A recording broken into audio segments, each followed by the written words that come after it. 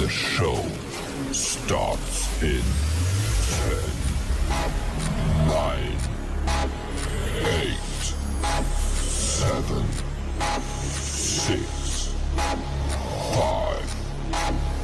4, 3, 2, 1, go. Good morning, everyone, especially to our instructor, Dr. Dennis Billicura. This is my task number 7, which is about essential learnings about our last test. Our task number 1 is about introducing yourself.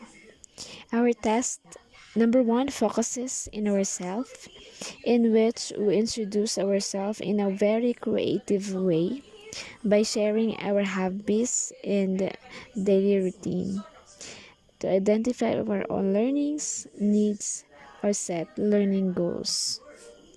Our task number 2 is about early childhood assessment strategies. As educators, this task number 2 help us learn about children and identifies ways to support their learning and development. It helps educators become aware of our children's strengths and areas of their learnings, development, and which require further support and nurturing. Assessing children and young people know, understand, and unable to do. It is very important for tracking progress and involving parents and young people in learning. We assess the progress of children's learning and development, what the children are ready to learn, and how they can be supported. Our task number 3 is about my chosen countries, China and Vietnam, how they assess their or what are their strategies for the early childhood learners. This task number 3 help us more on how the proper ways or the other strategies to be used toward early childhood learners.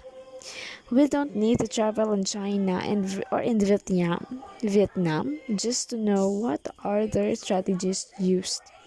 As just clicking in Google, all the information are there. As educator, it gives us more knowledge on how the other countries educate the learners. There are similarities and differences between them, but as educator, we have our own strategies on how to assess our learners to become a successful one. What would your response be if I said kids under the age of 7 learn 120 times faster than kids after 7, and by the time they reach the age of 6, their brain is already 90% developed? These are the claims by the supporters of the early childhood education and has been taking hold in China, the world's biggest education market. Now, how does it work? And does it work? Let's find out.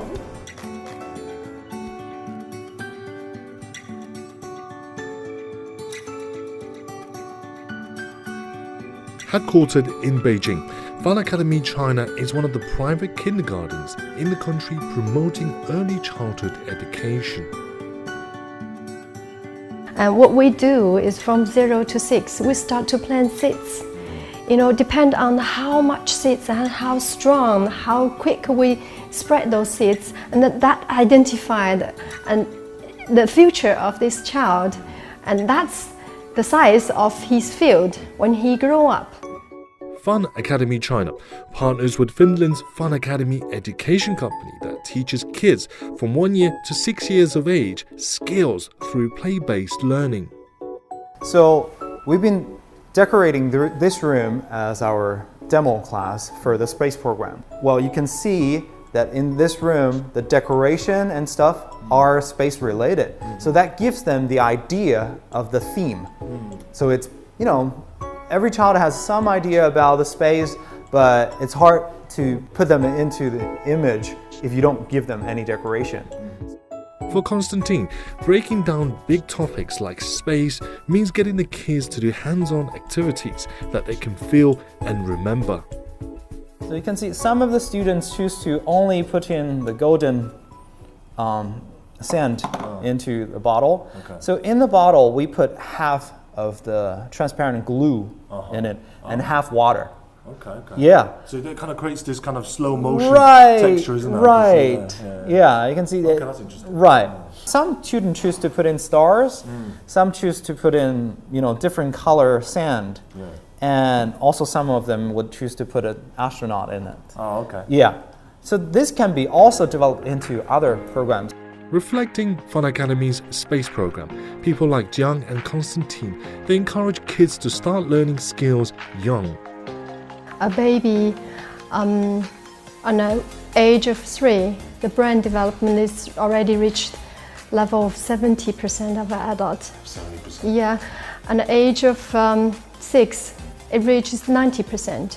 Imagine that's whole your life part, 90%. Only 10% left for you to further develop and to make change. When babies are born, they already have all the brain cells or neurons they will have for the rest of their life. But it's the connections between these cells that really make the brain work. And during early childhood years, at least 1 million new neural connections or synapses are made every second, and this is more than any other time in life.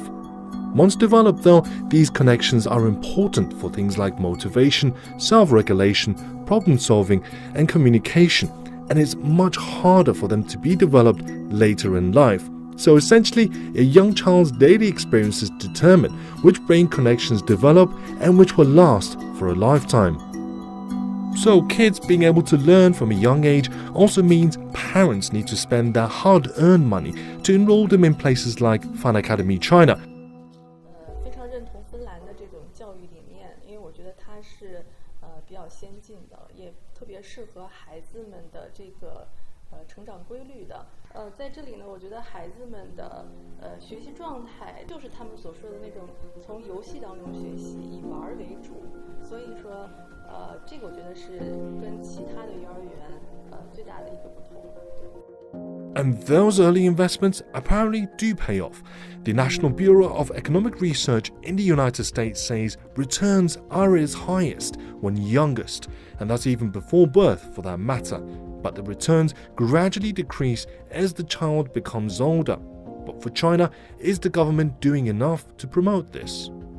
It is very difficult to get into preschools and also very expensive to get into preschools. These are already big issues, big problems right now, even for children at 3 to 6. So the problems are even more severe for 0 to 3. So I do think that if the government can get into this market and can provide some cheaper child care centers, and that would be much better for child development and also for family life.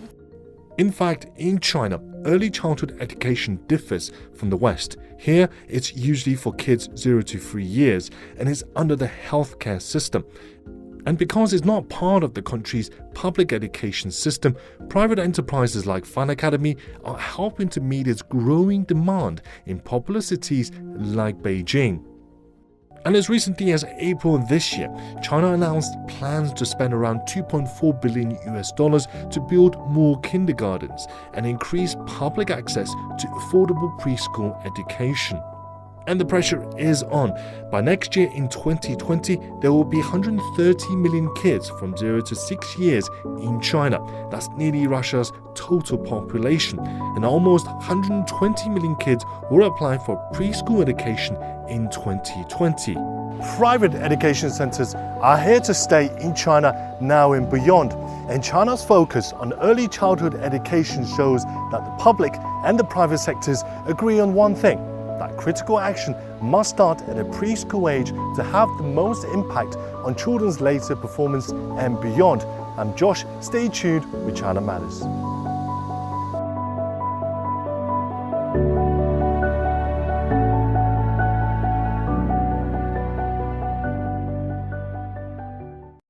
Early childhood education is compulsory in Vietnam.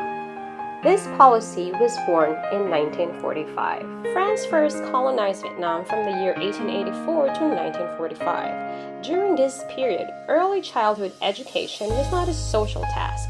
There was no formal education or curriculum for preschool children.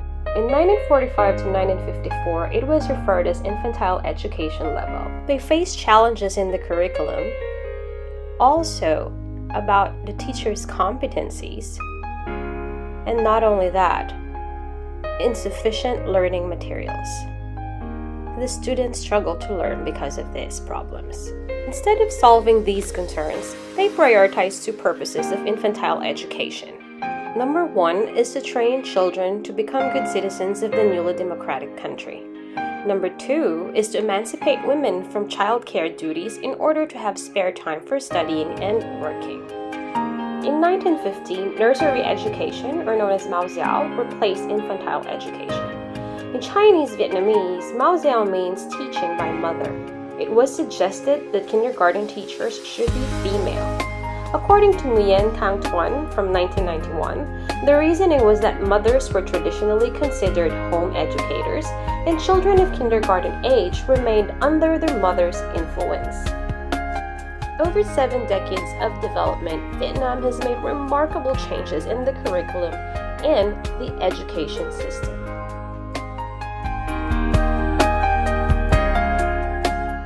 Let's talk about strengths.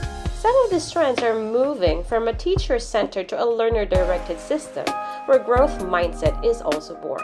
The teachers are getting more globally competent by trainings and professional developments inspired by abroad.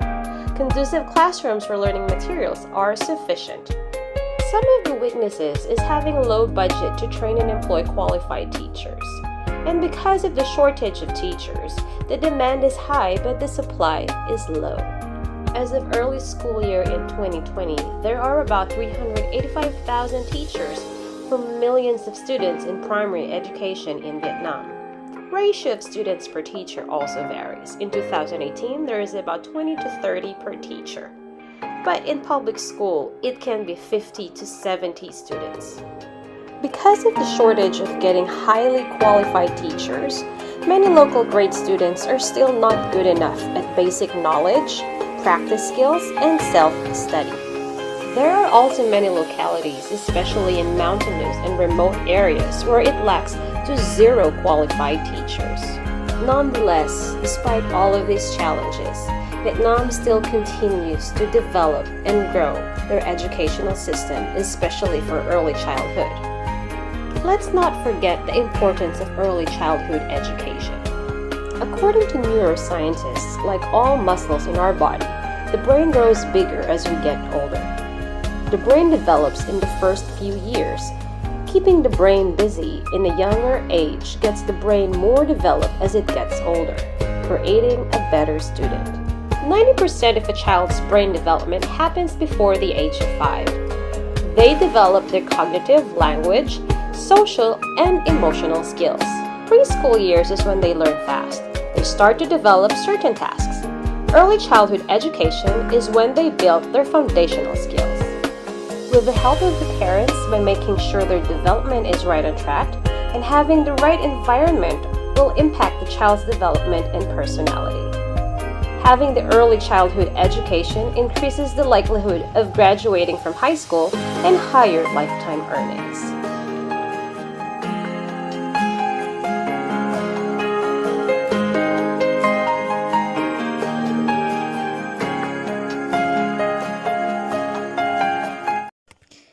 Our task number 4 is about current issues or problems about my chosen countries. Reading news or current issues of the chosen countries help us to be more updated on their education system, because reading issues help us to learn something new every day and slow aging. Reading news helps you to distinguish truth from falsehoods, and it can enhance our creativity and be better prepared to keep up with everything new coming your way. According to the American Press Institute website, the purpose and importance of journalism is to inform society with the information they need to live their lives. Information that they need to make decisions about different things. Numerous researches show how important it is for children to be exposed to proper holistic development. Child development starts as early as infancy, and their early experiences have a great effect on their future physical, emotional, and social development. Optimizing the childhood years is the best investment we can make for their future and the future of this country. This is easy enough if you can afford to pay for your child's educational and developmental needs. But what if you can't? This is the problem facing thousands and thousands of families across the Philippines. Fortunately, there is a solution. The Philippine government recognized the need for early childhood care as early as the 70s, when Presidential Decree 1567 required every barangay to have a daycare center. In the year 2000, Republic Act 8980 established a National Child Care Development System. And in 2013, Republic Act 10410 placed the responsibility of the care of children from the ages 0 to 4 years old on the Early Childhood Care and Development Council. The Early Childhood Care and Development Council is the primary agency that supports the government's sustainable and integrated early childhood care and development programs such as health, nutrition, early education, and social services. The ECCD Council is supported by the Philippine Amusement and Gaming Corporation in funding the establishment of the National Child Development Centers, or NCDCs, and the conversion of existing daycare centers into child development centers located in areas surrounding NCDCs.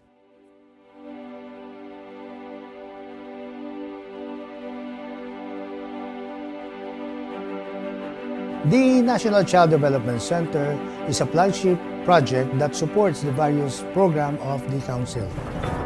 The NCDC is a national learning center that showcases the best practices of the integrated ECCD services. It is also a laboratory for conducting research and innovations about ECCD. Likewise, it is a resource center for the community to enhance the parenting skills and capabilities.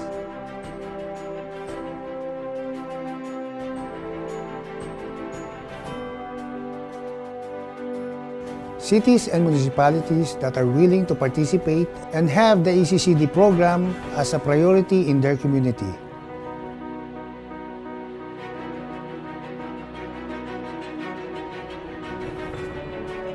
Funding is provided by the ECCD Council, and as a counterpart responsibility of the LGUs, they will provide a 250 square meter lot, perimeter fence, playground facilities, and a child development teacher to be trained by the ECCD Council. The National Child Development Center, or the NCDC, is the flagship program of the ECCD Council. The NCDC is a child-friendly facility that serves as the first school of children in the barangay level, and its main goal is to provide and expand access to quality early childhood care and development.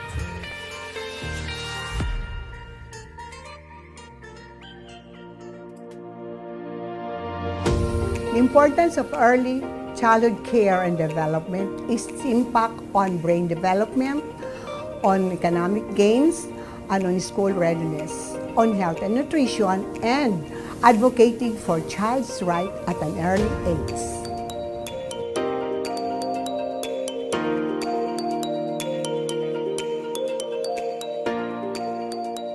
The ECCD Council has a three-pronged approach in implementing the National Early Childhood Care and Development, which includes access, quality, sustainability, and efficiency.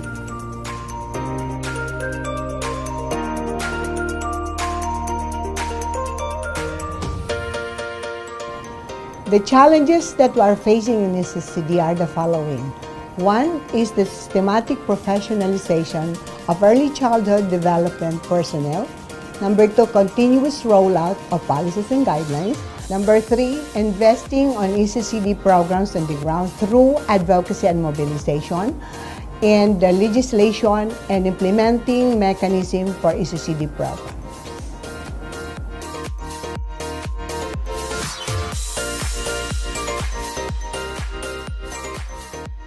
The future directions of the ECCD councils include the following. One is the continuous cooperation with the duty bearers, who are the families, the barangays, the local government officials, the national and international communities. And second, the operationalization of ECCD roadmaps in the national and international levels.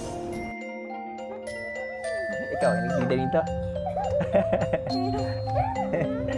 It's easy to see how important early childhood care and development is for the future of the Filipino children.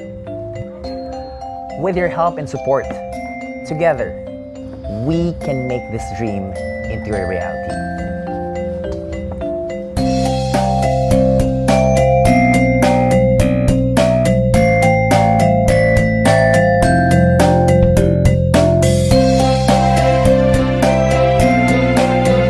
Our task number 5 is about the SWOT of my other countries or my chosen countries. SWOT is stand for strength, weaknesses, opportunities, and threats. This task number 5 give me more information about the China and Vietnam compared to our country, Philippines. It is a great help learning their country's strengths, weaknesses, opportunities, and threats to provide us information about early childhood development that can benefit our learners. Through this test, we may able to answer our inquiries or questions about China, Vietnam, and the Philippines. Kung answer na, we may able to share our knowledge to our pupils. And our last task is our task number 6, which is about problem and solutions based on your experience or in my experience. This task number 6, by sharing our experiences in curriculum, classroom management, stakeholders, and financial matter, help us on how to provide solutions to our problems based on our own experiences. Overall, our tasks give us meaningful learning since it establishes authentic context that reflect genuine application of knowledge to be motivated and engaged by such a real world. Baby, bo, ba, oh, kitak na ba abla? Be, ube. Very good. Bebe, bebo, aba, obo, Very good.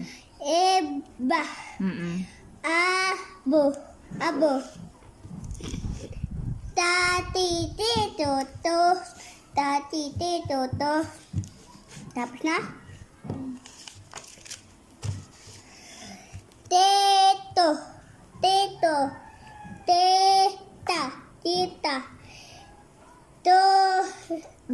tubi, ata,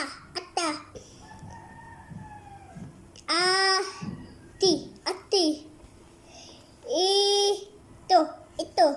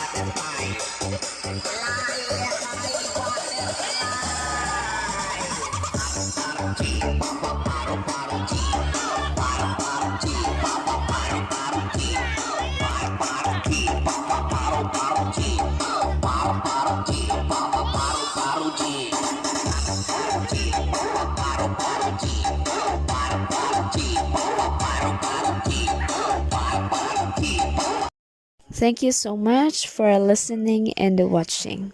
May God bless us all.